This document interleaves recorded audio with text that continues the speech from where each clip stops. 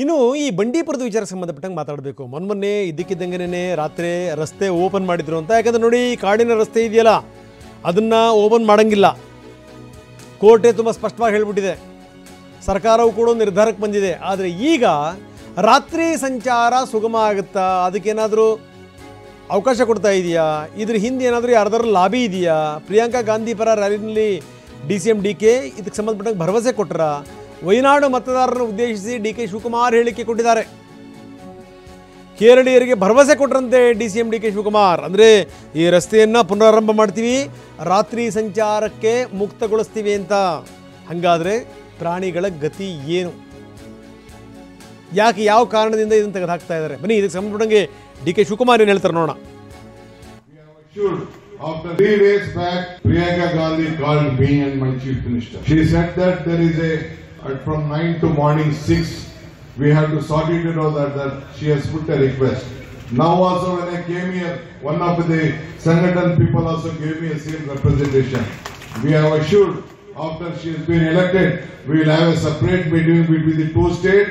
So Priyanka Gandhi will come, we will try to sort out that problem in whatever way best we can. 3 days back, Priyanka Gandhi called me and my chief minister. She said that there is from 9 to morning. ಬನ್ನಿ, ನಮ್ಮ ಪ್ರತಿನಿಧಿ ರಾಮ್ ಈಗ ನಮ್ಮೊಂದಿಗೆ ನೇರ ಸಂಪರ್ಕದಲ್ಲಿದ್ದಾರೆ. ರಾಮ್, ಭಾಳ ಗಮನಿಸಬೇಕಾದಂಥ ಸಂಗತಿ ನೋಡಿ, DK ಶಿವಕುಮಾರ್ ಹಿಂಗೆ ಓಪನ್ ಹೇಳ್ತಾ ಇದ್ದಾರೆ, ಈ ರೀತಿ ಪ್ರಿಯಾಂಕಾ ಗಾಂಧಿ ನನಗೆ ಫೋನ್ ಮಾಡಿ ಮಾತಾಡಿದ್ರು, ಈ ವಿಚಾರ ಸಂಬಂಧಪಟ್ಟಂಗೆ ನಾವು ಪರಿಶೀಲನೆ ಮಾಡ್ತೀವಿ ಅಂತ. ತುಂಬ ಸ್ಪಷ್ಟವಾಗಿ ಇದಕ್ಕೆ ಸಂಬಂಧಪಟ್ಟಂಗೆ ಕಾನೂನಿದೆ. ಯಾವುದೇ ಕಾರಣಕ್ಕೂ ರಾತ್ರಿಯ ಸಂಚಾರ ಮುಕ್ತವಾಗಬಾರದು. ಇದರಿಂದ ಆಗುವಂಥ ಅನಾಹುತಗಳು ಹಲವಾರಿವೆ. ಹಾಗಾಗಿ ಯಾವುದೇ ಕಾರಣದಿಂದ ಮುಕ್ತವಾಗಬಾರ್ದು ಅಂತ ಮೊನ್ನೆ ಒಂದು ಆರೋಪ ಬಂತು. ಇದಕ್ಕಿದ್ದಂಗೆ ರಾತ್ರಿ ಆ ರಸ್ತೆಯನ್ನು ಮುಕ್ತಗೊಳಿಸಲಾಗಿತ್ತು. ವಾಹನಗಳು ಕೂಡ ಸಂಚಾರ ಮಾಡಿದ್ವು. ಜೊತೆಗೇನು ಅಂದರೆ ಈ ರಾಜಕಾರಣಿಗಳ ವಾಹನಗಳು ಒಂದು ಕಡೆಗೆ ಇರಲಿ, ಈ ಸಾಮಾನ್ಯ ವಾಹನಗಳು ಕೂಡ ಸಂಚಾರ ಮಾಡಿದ್ವು ಅಂತ. ಇದ್ಯಾಕೋ ಈ ಪರ್ಮನೆಂಟ್ ಇದು ಓಪನ್ ಆಗುವಂಥ ಎಲ್ಲ ಸಾಧ್ಯತೆಗಳು ಕೂಡ ಇದೆ. ಇದು ಈ ರೀತಿ ಏನಾದರೂ ಆದರೆ ಈ ಪ್ರಾಣಿ ಸಂಕುಲದ ಮೇಲೆ, ಜೊತೆಗೆ ವನ್ಯಜೀವಿಗಳ ಮೇಲೆ, ಈ ಕಾಡಿನ ಮೇಲೆ ಆಗುವಂಥ ಪರಿಣಾಮಗಳಿದೆಯಲ್ಲ, ಅದರ ಅರಿವು ಯಾರಿಗಾದರೂ ಇದೆಯಾ? ರಾಮ್, ಏನು ನಡೀತಾ ಇದೆ?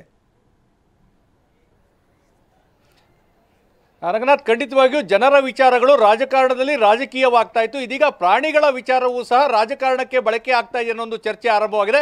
ಇದಕ್ಕೆ ಪ್ರಮುಖ ಕಾರಣ ಅಂತ ಹೇಳಿದ್ರೆ, ವಯನಾಡು ಚುನಾವಣೆಯಲ್ಲಿ ಪ್ರಿಯಾಂಕಾ ಗಾಂಧಿ ಸ್ಪರ್ಧಿಸಿದರೆ ಅಲ್ಲಿನ ಒಂದು ಗೆಲುವಿಗಾಗಿ ಎಲ್ಲೋ ಒಂದು ಕಡೆ DCM DK ಶಿವಕುಮಾರ್ ಅವರು ನಮ್ಮ ರಾಜ್ಯ ಮತ್ತು ಕೇರಳದ ನಡುವೆ ಇರುವಂತಹ ಈ ಒಂದು ಜ್ವಲಂತ ವಿಚಾರ ಏನಿದೆ ಇದನ್ನ ಚರ್ಚೆಗೆ ಹೇಳಿದ್ದಾರೆ ಅಂತೇಳಿ. ಯಾಕಂದ್ರೆ ಬಂಡೀಪುರದಿಂದ ಕೇರಳದ, ಅದರಲ್ಲೂ ಪ್ರಮುಖವಾಗಿ ವಯನಾಡಿಗೆ ಸಂಪರ್ಕ ಕಲ್ಪಿಸುವಂತಹ ರಸ್ತೆ ಏನಿದೆ, ಸಾಕಷ್ಟು ವನ್ಯಜೀವಿಗಳಿದ್ದಾವೆ. ಇಲ್ಲಿ ವನ್ಯಜೀವಿಗಳ ಹಿತದೃಷ್ಟಿಯಿಂದಾಗಿ ರಾತ್ರಿ 9 ಗಂಟೆ ನಂತರ ಸಂಚಾರಕ್ಕೆ ನಿರ್ಬಂಧನ ವಿಧಿಸಲಾಗಿದೆ. ಬೆಳಗ್ಗೆ 6 ಗಂಟೆವರೆಗೂ ಸಹ ಯಾವುದೇ ವಾಹನಗಳ ಸಂಚಾರಕ್ಕೆ ಇಲ್ಲಿ ಅವಕಾಶವನ್ನು ಕೊಟ್ಟಿಲ್ಲ. 2009ರಲ್ಲಿ ಈ ಒಂದು ಕಾನೂನನ್ನ, ಕಾಯ್ದೆಯನ್ನು ತಂದು ಪ್ರಮುಖವಾಗಿ ಬಂಡೀಪುರದಲ್ಲಿರುವಂತಹ ವನ್ಯಜೀವಿಗಳನ್ನ ಸಂರಕ್ಷಣೆ ಮಾಡಬೇಕು ಅಂತೇಳಿ ಕಾನೂನನ್ನ ರೂಪಿಸಲಾಗಿತ್ತು. ಅಂದ್ರೆ ರಾತ್ರಿ 9 ಗಂಟೆ ನಂತರ ಮತ್ತೆ ಬೆಳಗಿನ ಜಾವ 6 ಗಂಟೆವರೆಗೂ ಸಹ ಯಾರಿಗೂ ಸಹ ಪ್ರವೇಶ ಇರಲಿಲ್ಲ. ಯಾಕಂದ್ರೆ ಆ ಒಂದು ಸಂದರ್ಭದಲ್ಲಿ, ಅಂದ್ರೆ ರಾತ್ರಿ ವೇಳೆಯಲ್ಲಿ, ಬೆಳಗ್ಗೆ ಹೊತ್ತು ಓಡಾಡಲಿಕ್ಕೆ ಮನುಷ್ಯರಂತೂ ಪ್ರಾಣಿಗಳಿಗೆ ಬಿಡೋದೇ ಇಲ್ಲ. ಈ ಕಾರಣಕ್ಕಾಗಿ ರಾತ್ರಿ ವೇಳೆಯಲ್ಲಿ ಪ್ರಾಣಿಗಳು ಸಂಚಾರವನ್ನ ಮಾಡ್ತಾ ಇರ್ತವೆ. ಮತ್ತೆ ಅತಿ ವೇಗವಾಗಿ ಬರುವಂತಹ ವಾಹನಗಳಿಂದ ಪ್ರಾಣಿಗಳಿಗೆ ಧಕ್ಕೆ ಆಗ್ತದೆ. ಮತ್ತೆ ಈಗಾಗಲೇ ಗೃಹ ಸಚಿವ ಪರಮೇಶ್ವರ್ ಅವರು ಸಹ ಒಂದು ಹೇಳಿಕೆಯನ್ನು ಕೊಟ್ಟಿದ್ದಾರೆ. ಈ ಹಿಂದೆ ಕಾನೂನನ್ನು ತೆರವುಗೊಳಿಸಿದ ಸಂದರ್ಭದಲ್ಲಿ ಸಾಕಷ್ಟು ಅಪರೂಪದ ಪ್ರಾಣಿಗಳು ಬಲಿಯಾಗಿದ್ವು, ಮತ್ತೆ ಇದು ಜನರಿಗೂ ಸಾಕಷ್ಟು ಸಮಸ್ಯೆಯನ್ನು ತಂದೊಡ್ತದೆ ಅಂತೇಳಿ. ಇಷ್ಟಾದ್ರೂ ಸಹ ಒಂದು ಚುನಾವಣೆಯಲ್ಲಿ ಈಗ ಏನು DK ಶಿವಕುಮಾರ್ ಅವರು ನೀಡುವಂತಹ ಹೇಳಿಕೆ ಸಾಕಷ್ಟು ಚರ್ಚೆಗೆ ಕಾರಣವಾಗಿದೆ. ಪ್ರಾಣಿ ಪ್ರಿಯರ ಕೆಂಗಣಿಗೆ ಗುರಿಯಾಗ್ತದೆ. ಯಾಕಂದ್ರೆ ಈ ಒಂದು ಕಾಯ್ದೆ ರೂಪಿಸಿರುವಂತದ್ದೇ ಈಗಾಗಲೇ ನಶಿಸಿ ಹೋಗುತ್ತಿರುವಂತಹ ಪ್ರಾಣಿಗಳನ್ನ ಸಂರಕ್ಷಣೆ ಮಾಡಬೇಕು ಅಂತೇಳಿ. ಮತ್ತೆ ತಾವು ಈಗಾಗಲೇ ನೋಡ್ತಾ ಇರಬಹುದು, ಅರಣ್ಯವನ್ನ ಸಾಕಷ್ಟು ಒತ್ತುವರಿ ಮಾಡಿಕೊಂಡ ನಂತರ ಕಾಡು ಪ್ರಾಣಿಗಳ ಮತ್ತೆ ಮಾನವರ ಸಂಘರ್ಷ ತಾರಕಕ್ಕೇರಿದೆ. ಕಾಡನ್ನ ಬಿಟ್ಟಂತಹ ಪ್ರಾಣಿಗಳು ಆಹಾರವನ್ನು ಅರಸಿಕೊಂಡು ನಾಡಿಗೆ ಬಂದು ಸಾಕಷ್ಟು ಸಮಸ್ಯೆಗಳಾಗ್ತಾ ಇದ್ದಾವೆ. ಇನ್ನು ಈ ರಾತ್ರಿ ಸಂಚಾರಕ್ಕೆ ಅವಕಾಶವನ್ನ ಮಾಡಿಕೊಟ್ರೆ ಖಂಡಿತವಾಗಿಯೂ ಪ್ರಾಣಿಗಳು ದಿಕ್ಕೆಟ್ಟು ಹೋಗ್ತವೆ, ಮತ್ತೆ ನಾಡಿನ ಕಡೆಗೆ ಮುಖ ಮಾಡ್ತವೆ. ಇದಕ್ಕೆ ಯಾವುದೇ ಕಾರಣಕ್ಕೂ ಅವಕಾಶವನ್ನು ಕೊಡಬಾರದು ಅಂತೇಳಿ ಪ್ರಾಣಿ ಪ್ರಿಯರು ಈಗಾಗಲೇ ಕೂಗು ಎದ್ದಿದೆ, ಮತ್ತೆ ಪ್ರತಿಭಟನೆ ಆದಿ ಹಿಡಿತಾ ಇದೆ. ಮತ್ತೊಂದು ಕಡೆ DK ಶಿವಕುಮಾರ್ ಅವರು ಹೇಳಿಕೆ ನೀಡಿದರೆ, ಖುದ್ದು ಪ್ರಿಯಾಂಕಾ ಗಾಂಧಿ ಅವರೇ ಈ ಬಗ್ಗೆ ಚರ್ಚೆಯನ್ನ ಮಾಡಿದ್ದಾರೆ.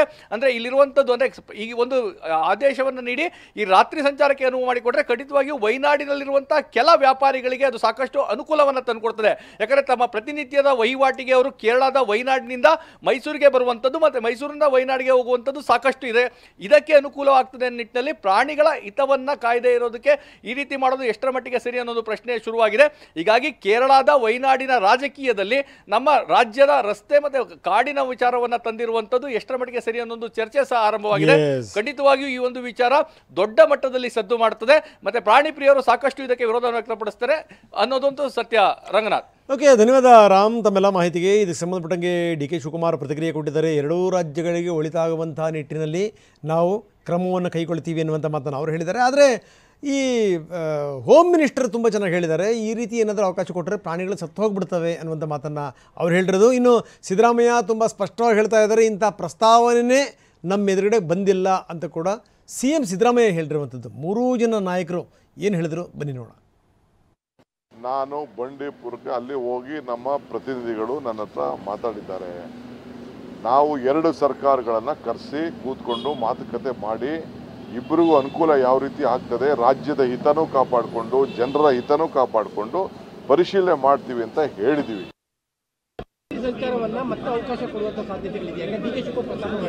ಅದೇನು ಆ ಥರದ ಪ್ರಸ್ತಾವ ಇಲ್ಲ, ಆ ಥರ ಚರ್ಚೆನೂ ಆಗಿಲ್ಲ, ಪ್ರಸ್ತಾವನೂ ಇಲ್ಲ.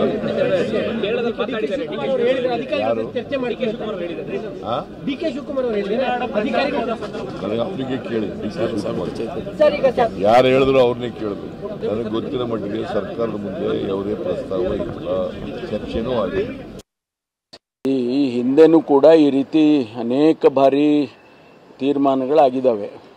ನೈಟ್ ಟೈಮಲ್ಲಿ ಬಿಟ್ಟಿದ್ದಾರೆ. ಆ ಸಂದರ್ಭದಲ್ಲಿ ಪ್ರಾಣಿಗಳು, ವಿಶೇಷವಾಗಿ ಕೆಲವು ರೇರ್ ಸ್ಪೀಸೀಸು ಅವುಗಳು ಸತ್ತಿದ್ದಾವೆ.